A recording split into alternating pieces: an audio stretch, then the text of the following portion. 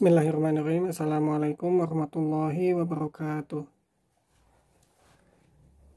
Untuk pertemuan kali ini kita sudah masuk ke bab 2. Judulnya hidup tenang dengan kejujuran, amanah, dan istiqomah.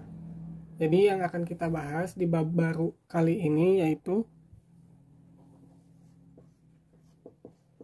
jujur, amanah, dan istiqomah. Pada intinya jujur itu berkata benar, berkata benar atau sesuai dengan keadaan. Apa yang dikatakan sama dengan kenyataannya begitu. Sementara amanah ini bisa dipercaya.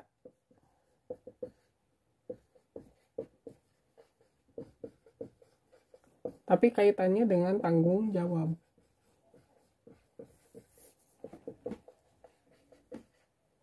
Nah, sementara istiqomah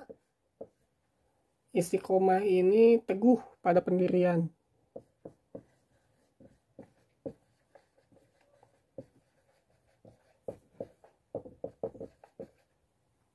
Bapak kasih contoh mengenai jujur dulu. Misalnya, seseorang berkata bahwa dia memiliki uang 1.000 misalnya. Dan kenyataannya uang yang dia miliki memang 1.000. Maka dia telah berkata jujur. Tapi sebaliknya, kalau dia bilang punya uang 1.000, tapi ternyata yang dia punya 2.000, maka dia berkata tidak jujur atau bohong. Atau keadaan lainnya pun seperti itu. Pokoknya ketika dia berkata tetapi tidak sesuai dengan kenyataan, maka itu disebut jujur ya, jika sesuai. Sementara jika tidak sesuai maka bohong. Kemudian amanah ini bisa dipercaya.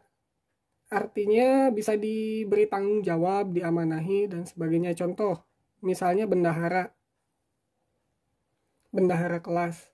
Jika dia menjalankan tugasnya ya, dipercaya, misalnya dia pegang uang kas kelas, kemudian dia tidak menggunakannya untuk kepentingan pribadi, ya, tidak dicuri dan sebagainya, maka itu termasuk ke dalam sifat amanah. Begitu juga dengan para pemimpin kita, misalnya wali kota, gubernur, presiden dan sebagainya. Jika dia menjalankan amanahnya, tugasnya sebaik mungkin, berusaha sebaik mungkin untuk amanah, tidak mempergunakannya untuk kepentingan pribadi, ya apalagi melakukannya untuk mencuri, misalnya untuk korupsi, maka itu tidak amanah. Yang amanah ini dia melaksanakan tugasnya secara bertanggung jawab, ya, sehingga orang-orang bisa mempercayai dia. Dan yang terakhir nih, istiqomah itu teguh pada pendirian. Artinya dia tetap pada pendiriannya, terus melakukan hal itu. Contoh kecilnya begini. Kamu misalnya biasa sholat subuh berjamaah di masjid. Hari Senin sholat subuh berjamaah. Hari Selasa sholat subuh berjamaah. Hari Rabu dan seterusnya. Nah, itu yang disebut istiqomah. Tapi kalau misalnya sengaja bolong-bolong sholat subuh di masjid itu hanya hari Senin misalkan, hari-hari lainnya tidak, maka itu tidak disebut istiqomah. Contoh kecil lain, misalnya kamu terbiasa berinfak, ya, terbiasa berinfak hari Jumat nih, terus setiap hari Jumat berinfak, maka itu pun disebut istiqomah. Dan dalam sebuah hadis, Nabi Muhammad menyebutkan bahwa Allah itu lebih menyukai perbuatan baik meskipun kecil, ya, tapi dilakukannya secara istiqomah, daripada perbuatan baik yang mungkin pahalanya seperti besar tapi dilakukannya hanya sekali. Contohnya begini, sedekah tadi. Lebih baik rutin ya infak 5.000 misalnya, setiap hari Jumat ngasupkeun ka koropak 5.000, tapi rutin tiap hari Jumat seperti itu, daripada infak uang misalnya 50.000 tapi cuma sekali udah aja, nggak pernah infak lagi. Nah, jadi Allah lebih menyukai perbuatan baik kecil tapi dilakukan secara istiqomah, ya. Nah, kembali lagi ke jujur. Nabi Muhammad Shallallahu Alaihi Wasallam ketika kecil beliau diberi gelar Al-Amin, artinya dapat dipercaya. Itu yang memberi gelar itu adalah suku Quraisy sendiri.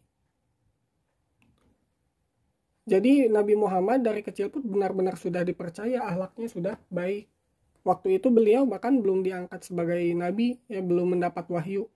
Tapi orang-orang percaya kepada Nabi Muhammad SAW.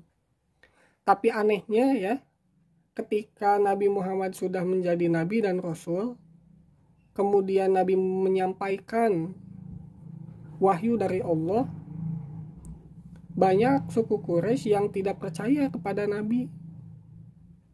Padahal mereka sendiri yang memberi gelar Al-Amin. Kenapa? Salah satunya karena mereka memiliki sifat sombong. Mereka nggak mau disamakan dengan budak-budak mereka, dengan pembantu-pembantu mereka. Karena kalau dalam Islam, semua manusia itu sama, yang membedakannya itu hanya ketakwaan. Jadi mereka pikir mereka itu bangsawan. Kalau sudah masuk Islam nanti selepel dengan budak, dengan pembantu, ya, dan sebagainya. Makanya mereka tidak mau.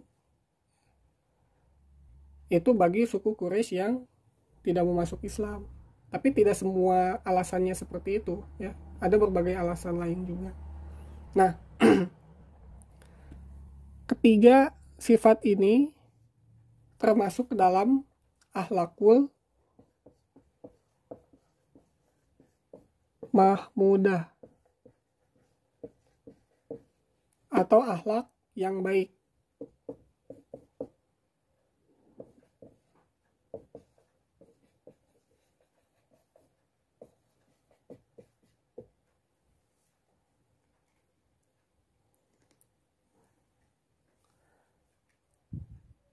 Nah, kenapa penting belajar akhlakul mahmudah? Tentu saja nantinya agar kita bisa mengerjakannya, ya.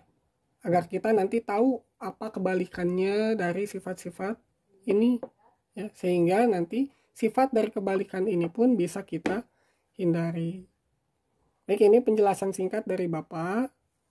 Untuk selanjutnya, kalau sudah menonton video ini, silahkan kalian buka halaman 16, ya, tugasnya.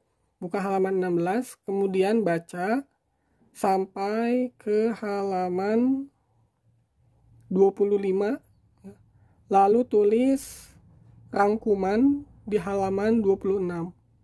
Jika ada hal yang tidak dipahami, boleh kalian tanyakan langsung ke Bapak, atau boleh juga